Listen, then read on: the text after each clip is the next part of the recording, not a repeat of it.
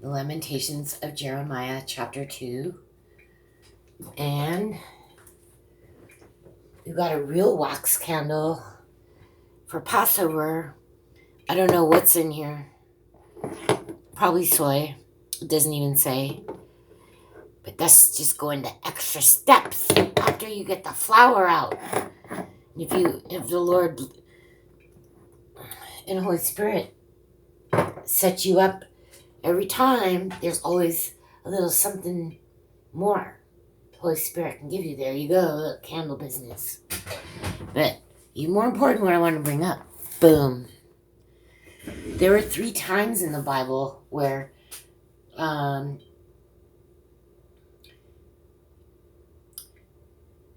there is a difference between the genocide of the babies with Moses. I think it was all firstborn.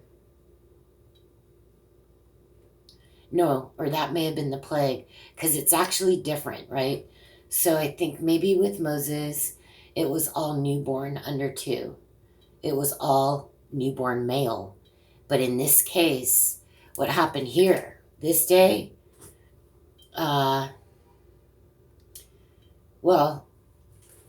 Passover does not symbolize that day. There were 10 plagues. And when the plagues were finished, the day they left Egypt was considered the Passover day because they had to leave so quickly. And that's the symbolization of the wheat in the flour. They didn't have time for it to rise, supposedly. But that doesn't make too much sense. Like you're walking around with sticky flour. I don't know. It could be, but I believe it. You just see people out the cooks walking around with sticky flour. Hasn't risen yet. And I don't know how you eat. I don't know how that turns into matzah. I think they just had flour and they didn't even have water. It wasn't like in the process of rising. It was just like flour. Something. I have to think about that more. But why I'm showing this is because this was the second time. What we're celebrating now is the Jews out of Egypt. And what had happened right previous to that were all these 10 plagues. And one of the plagues was a direct parallel to what had already happened with Moses. So, what was the plague? I think it was all of the firstborn, which is even worse than the newborn, because it was everything firstborn. It was cattle, it was fowl, it was, I think it includes women or girls. This, I think, is a worse situation because it was all firstborn, which is different than all males, all newborn males and all newborn under 2. Firstborn, just statistically, will wipe out way more people, I think. And then, of course, it happens a third time, right? When the Pharaoh finds out Jesus is expected to be born. And he starts hearing things. And the wise men that came from the east, like people kind of knew, but he didn't find out. Those wise men were protecting him. And I think he questioned him afterwards. I don't really, we'll find out. But I just want to throw that in because I forgot about it earlier. Because it's not just twice it happens. It's 3 times. And I forgot about this time. This is what we're doing the holiday for. Boom. Let's do chapter 2.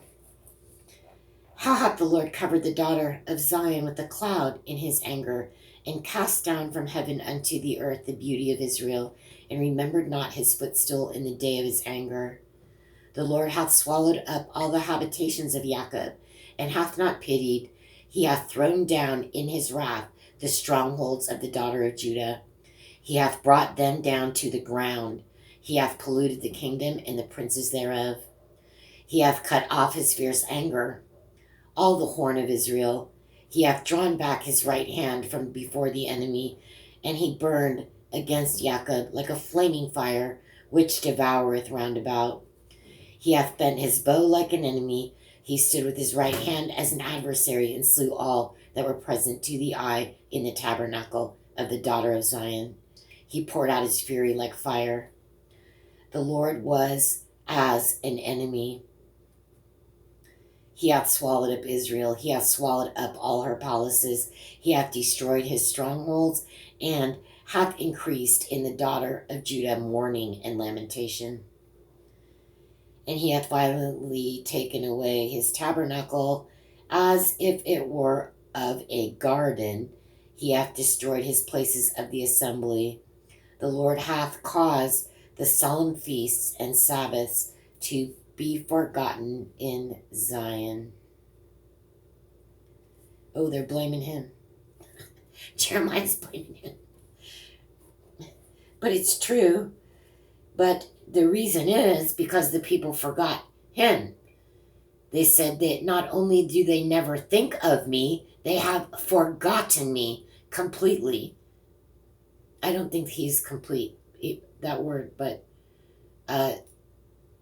now you see what Jeremiah is saying. The Lord hath caused solemn feasts and Sabbaths to be forgotten in Zion, and hath despised in the indignation of his anger, and hath despised in the indignation of his anger the king and the priest. The Lord hath cast off his altar. He hath abhorred his sanctuary. He hath given up into the hand of the enemy the walls of her palaces. They have made a noise in the house of the Lord, as in the day of a solemn feast.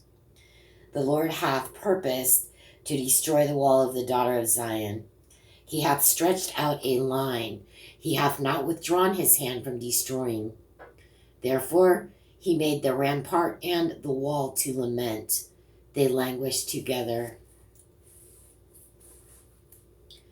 Her gates are sunk into the ground. He hath destroyed and broken her bars. Her kings and her princes are among the Gentiles. The law is no more. Her prophets also find no vision from the Lord. See what he says, though. The law is no more. But that began already before, and this is why this is even happening. The elders of the daughter of Zion sit upon the ground and keep silence. They have cast up dust upon their heads. They have girded themselves with sackcloth. The virgins of Jerusalem hang down their heads to the ground. Mine eyes do fail with tears. My bowels are troubled. My liver is poured upon the earth for the destruction of the daughter of my people, because the children and the sucklings swoon in the streets of the city. They say to their mothers, where is corn and wine? When they swooned as the wounded in the streets of the city, when their soul was poured out into their mother's bosom. What things shall I take to witness for thee? What things shall I liken to thee, O daughter of Jerusalem? What shall I equal to thee, that I may comfort thee, O virgin daughter of Zion? For thy breach is great like the sea. Who can heal thee? Thy prophets have seen vain and foolish things for thee, and they have not discovered thine iniquity, to turn away thy captivity, but have seen for thee false burdens and causes of banishment. All that pass by clap their hands at thee. They hiss and wag their head at the daughter of Jerusalem, saying, is this the city that men call the perfection of beauty, the joy of the whole earth? All thine enemies have opened their mouth against thee. They hiss and gnash the teeth. They say, we have swallowed her up. Certainly this is the day that we looked for. We have found, we have seen it. The Lord hath done that which he had devised. He hath fulfilled his word that he had commanded in the days of old. He hath thrown down and hath not pitied. And he hath caused thine enemy to rejoice over thee. He hath set up the horn of thine adversaries. Their heart cried unto the Lord, O wall of the daughter of Zion. Let tears run down like a river day and night. Give thyself no rest. Let not the apple of thine eyes cease. Arise, cry out in the night, in the beginning of the watches. Pour out thine heart like the water before the face of the Lord. Lift up thy hands toward him for the life of thy young children that faint for hunger in the top of every street. Behold, O Lord, and consider to whom thou hast done this. Shall the woman eat their fruit and children of a span long? Shall the priest and the prophet be slain in the sanctuary of the Lord?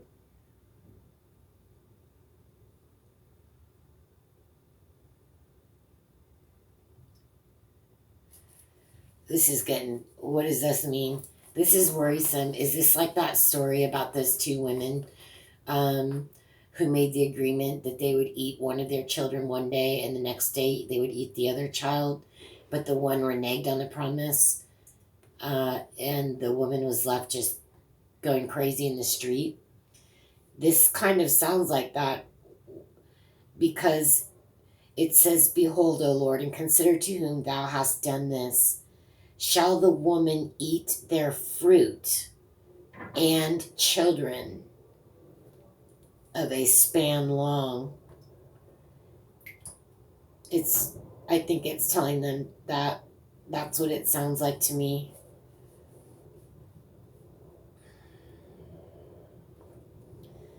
The young and the old lie on the ground in the streets. My virgins and my young men are fallen by the sword. Thou hast slain them in the day of thine anger. Thou hast killed and not pitied.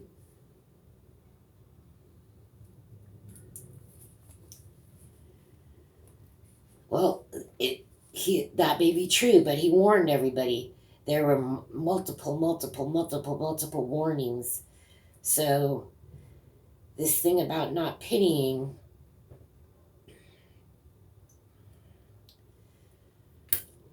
he could be saying just nobody would listen to the damn warnings.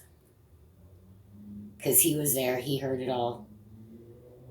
But he's just crying out, he's mad. Thou hast called as in a solemn day my terrors round about, so that in the day of the Lord's anger none escaped nor remained. Those that I have swaddled and brought up hath mine enemy consumed.